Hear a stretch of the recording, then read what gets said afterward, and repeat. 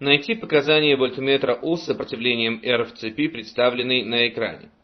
Ток до разветвления равен И. Сопротивление проводников R1 и R2 известны.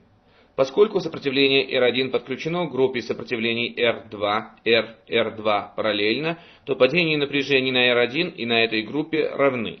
То есть по закону Ома I1 умноженное на R1 равняется I2 умноженное на 2 раза R2 плюс R, где I1 и I2 это токи, протекающие соответственно через сопротивление R1 и через группу сопротивлений R2, R2.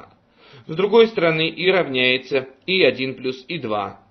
Подставляя значение I1 равное I минус I2 в первое уравнение, получим, что I2 равняется I умноженное на R1, деленное на 2R2 плюс R1. Показание вольтметра U равняется I2 умноженное на R. Или же, подставляя значение I2, получим U равняется I умноженное на R1R, деленное на 2R2 плюс R1.